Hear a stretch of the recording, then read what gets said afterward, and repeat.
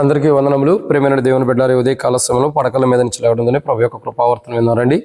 2వ తారీఖు మరి శుక్రవారము 2026వ సంవత్సరం మొదటి నెల. ఈ ఉదయకాలం పడకల మించి లేవడంతోనే ప్రభు యొక్క కృపావర్తన విన్నారండి.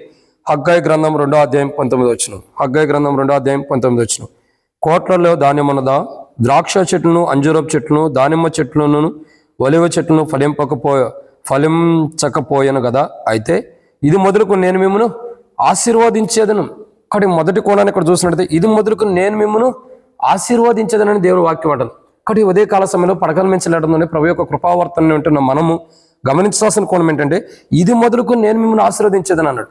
ఎప్పటి నుంచి క్షమించండి, ఏ స్థితిలో ఎలాంటి పరిస్థితుల్లో ఉండేవారిని ఇప్పటి నుండి నేను ఇది మొదలుకొనంటే ఈ క్షణం నుండి నేను ఆశీర్వదిస్తాను అంటున్నాడంటే మొట్టమొదటిగా ఎలాంటి పరిస్థితులు ఉండేవాళ్ళంటే హగ్గయి గ్రంథం 2వ అధ్యాయంలో మనం చూస్తున్నట్టయితే మొట్టమొదటిగా 19వ వచనం. కోట్లలో ధాన్యం ఉన్నదా అంటే ధాన్యం లేనటువంటి ప్రజలు చూడండి. తినటానికి ధాన్యం లేనటువంటి వారు, ఆకలితో కరువుతో ఉన్నటువంటి వారు, ఆకలి దప్పికల చేత చేస్తున్నటువంటి వారు, ఆకలితో కరువులో ఉన్నటువంటి వారు, ఆకలి చేత పీడించబడుతున్నటువంటి వారు, ఆకలితో ఉండి తినటానికి కూడా లేనట్టు దౌర్భాగ్య స్థితిలో ఉన్నటువంటి ప్రజలతో మాట్లాడుతున్నాడు. ఇది మొదలుకొని గత దినాల్లో నువ్వు ఎలా ఉన్నప్పుడు కూడా నేటి దినం నీతో ప్రమాణం చేస్తున్నా, వాగ్దానం చేస్తున్నా, ఇది మొదలుకొని నీ ఇంట్లో ధాన్యం లేక కరువుతో బాధతో నువ్వు జీవిస్తూ ఉన్నప్పుడు ఇది మొదలుకొని నేను మిమ్మల్ని ఆశీర్వదిస్తా. ఏ విషయంలో?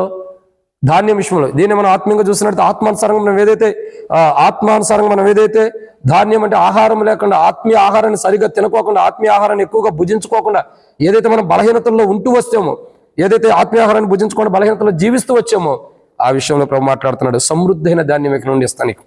ఆ విషయంలో నేను మిమ్మల్ని ఆశీర్వదిస్తా. రెండో మాట చూసినట్టే హగ్గయి గ్రంథం 2వ అధ్యాయం 19వ వచనంలో ద్రాక్ష చెట్లనైనను. కాబట్టి ఇక్కడ ద్రాక్ష చెట్టు యొక్క అనుభవాన్ని చూస్తూ వస్తున్నాం. ఏంటి? ద్రాక్ష చెట్లు.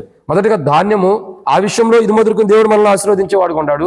రెండోదిగా చూసినట్లయితే ద్రాక్ష చెట్టు యొక్క గొప్పతనం ఏంటి? రాజులను గణపరిచేదిగా ఉంటుంది, రాజులను మహింపరిచేదిగా ఉంటుంది. ఒక మాటలో చెప్పాలంటే ద్రాక్ష చెట్టు రాజులకు సంతోషాన్ని ఇచ్చింది. దాని కాయల ద్వారా, దాని ఫలాల ద్వారా రాజులకి సంతోషాన్ని ఇచ్చేది. కాబట్టి ఒకప్పుడు మనం దేవునికి సంతోషాన్ని వెళ్ళిపోయాం, మనకు కూడా సంతోషం లేని జీవితాన్ని జీవిస్తున్నాం. కానీ ఇప్పుడు దేవుడు వాక్యం అంటుంది కదా, ఇది మొదలుకుని నేను మిమ్మల్ని ఆశీర్వదిస్తా. ఏదైతే దేవుని సంతోషపెట్టలేని జీవితం ఉందో, ఏదైతే దేవుని ద్వారా సంతోషపడేటటువంటి జీవితాన్ని లేదో మీకు ఇప్పటి నుండి నేను ఆశీర్వదించి ఆ జీవితాన్ని మీకు ఇస్తానంటున్నాడు. ఇది రెండు. ఇక మూడో విషయాన్ని చూద్దానండి. హగ్గయి గ్రంథం 2వ అధ్యాయం 19వ వచనం. అంజూరపు చెట్లైనను ఏ విషయంలో ఆశీర్వదిస్తున్నాడు? ఆత్మీయ ఆహారం విషయంలో, భౌతికమైన ఆహార విషయంలో, దేవుని సంతోషపెట్టే విషయంలో, మనం సంతోషంగా ఉండే విషయంలో. మూడోదిగా చూసినట్టయితే అంజూరపు చెట్లను. ఈ అంజూరపు చెట్టు యొక్క విధానం, దాని యొక్క విధానం చూడండి ఎంత గొప్పగా ఉంది. అంజూరపు చెట్లు చూడగా అది ఎంతో శ్రేష్టకరమైనది ఉంది. ఒకప్పుడు ఆ యొక్క చెట్లు కానీ, ఆ వనములు కానీ చూడగా దేవుని దృష్టి ఎలా ఉన్నప్పుడు కూడా మహోన్నతుడైన దేవుడు అంజూరపు చెట్టును చూసినప్పుడు దాని వసంత కాలాన్ని బట్టి అది కాయలు ఇస్తుంది అన్నదాన్ని మనకు తెలియపరచబడుతూ వస్తుంది.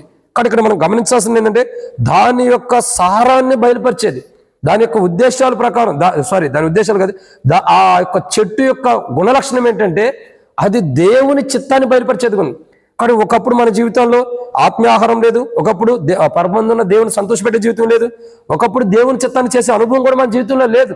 కానీ ఈ రోజు అంటాడు కదా, ఇది మొదటి నేను మిమ్మల్ని ఆశీర్వదిస్తా, ఆత్మీయ ఆహారం మీకు ఇస్తాను, ఇంకా చూడగా మీరు నన్ను సంతోషపెట్టేటట్టు చేస్తాను, ఇంకా చూడగా నా చిత్తాన్ని మీరు చేసేటట్టు చేస్తానని దేవుడు మాట్లాడుతూ వస్తున్నాడు. ఇంకా నాలుగో విషయం ఏంటంటే దానిమ్మ పండ్లు. ఏం పండు అండి? దానిమ్మ పండ్లు. ఇక్కడ జ్ఞాపకం చేసుకోవాల్సిన నాలుగో కోణం ఏంటి? దానిమ్మ పండ్లు దేని సాదృశ్యంగా ఉంది? ఐక్యత సాదృశ్యంగా ఉంది. ఒకప్పుడు మన జీవితంలో ఐక్యత లేక, ఒకప్పుడు మన జీవితంలో ఐక్యత అనే అనుభవం లేకుండా, ఒకప్పుడు మనలో ఐక్యత లేని జీవితము దేవుళ్ళ నుంచి పోగొట్టుకున్నాం.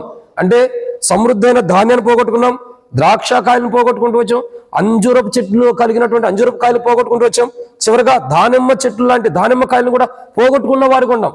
కాబట్టి ఎప్పుడైతే ఈ దానిమ్మ చెట్టు లాంటివి దానికి ఉన్నటువంటి కాయలు, కాయల్లో ఉన్న విత్తనాలు ఎలాగైతే ఒకదానికొకటి కలిసి ఉంటాయో అలా కలిసి ఉండవలసిన మనం ఎవరికి వారు విడిపోయినటువంటి అనుభవం ఉన్నప్పుడు మహోన్నతుడైన దేవుడు ఉదయం మాట్లాడుతున్నాడు కదా, నేను మిమ్మల్ని ఆశీర్వదించేదను అంటే మరలా ఐక్యత, సమాధానం, ఏకత్వంలోకి అంటే కలిసి వెళ్ళే గుణలక్షణంలోకి తీసుకొస్తానని దేవుడు మాట్లాడుతున్నాడు. ఒకప్పుడు ఇవి లేవు, ఇవి దూరం అయిపోయినాయి, మీకు ఇప్పుడు ఇస్తాను, నేను మిమ్మల్ని ఆశీర్వదిస్తాను అంటున్నాడు.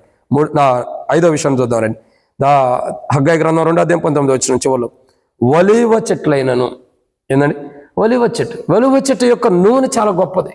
ఒలీవ చెట్టు యొక్క నూనె చాలా గొప్పది. ఆ నూనె ద్వారా ఎంతో ధన్యత ఉంటూ వచ్చింది. కానీ ఇక్కడ గమనించాల్సిన కోణం ఏంటంటే ఒలీవ నూనె అనేది చాలా విలువైనది. కాబట్టి అంత గొప్ప విలువైనదిగా ఆ ఓలివ్ ఆయిల్ ఎలా ఉంటుందో, ఆ ఓలివ్ ఆయిల్ ఎలాగుంటూ వచ్చిందో అలా మనల్ని మృదువైన వారుగా, ఒకప్పుడు ఆ ఒలివ నూనె తీయడానికి ఏం చేయబడుతుంది, ఎంతగానో చెమట వచ్చి ఎంతగానో నలిగిపోయి ఎంతగానో కొట్టబడిన స్థితిలో ఆ ఒలివ నూనె బయటకు వస్తుంది. రుద్దబడినటువంటి అనుభవం అంటే పిండబడినటువంటి అనుభవం. అదే రీతిలో మన జీవితం కూడా అట్లా పిండబడి రుద్దబడినటువంటి అనుభవంలో నుంచి దేవుడు మనల్ని బయటికి తీసుకొచ్చి, ఒకప్పుడు రుద్దబడి నలకొట్టబడిన స్థితి నుండి దేవుడు మనల్ని బయటికి తీసుకొచ్చి నేను మిమ్మల్ని ఆశీర్వదిస్తాను అన్నాడు. ఒకప్పుడు ధాన్యంలాగా సమృద్ధిగా లేనటువంటి వారు, ఆత్మీయాహారం లేనివారు. 2 ద్రాక్ష చెట్లు నేనను అంటే దేవుని మహింపరచలేని వారు.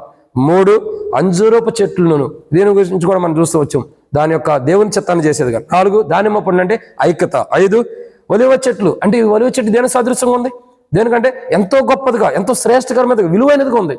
ఆ విలువైన జీవితం కానీ ఐక్యత కానీ దేవుని చిత్తం కానీ ద్రాక్ష అంటే గణపరిచేది కానీ దేవుణ్ణి, ఆత్మీయ ఆహారం కానీ గత దినాల్లో మన బలహీనతను బట్టి మనం పోగొట్టుకుంటూ వచ్చాం. ఈరోజు వాటన్నిటిని సమకూరుస్తారంటున్నారు. కాబట్టి దేవుడు ఆ కోణంలో మనం దేవుని ద్వారా సమకూర్చబడి కొరకై ప్రార్థన చేసుకుందాం. ప్రేమ కలిగిన తండ్రి మీకు వందనాలు దేవా, ఏదైతే విత్తబడిన బాటలకు నీరు కట్టి ఫలింపచేయండి. మేమందరం కూడా ఈ యొక్క వాక్య పెలుగులో మీరు మా జీవితాలు ఏదైతే చేయాలనుకున్నారో దాని ప్రకారం మేము చేసి క్షమించండి, దాని ప్రకారం మీరు మా జీవితాలు చేయండి, దాని ప్రకారం మేము జీవించే వరకు స్థిరపరచమని, ఏదైతే పోగొట్టుకున్నామో ఇది మొదలుకొని మీరు ఆశీర్వదించి మహిమ పొందమని, ఏ విషయాలు అయితే మేము పోగొట్టుకుంటూ వేటినైతే పోగొట్టుకున్నాం వాటి విషయాలు ఆశీర్వదించి తిరిగి మాకు సమృద్ధిగా యేసు ప్రభు నామములో ప్రార్థిస్తున్నాను తండ్రి, ఆమేన్.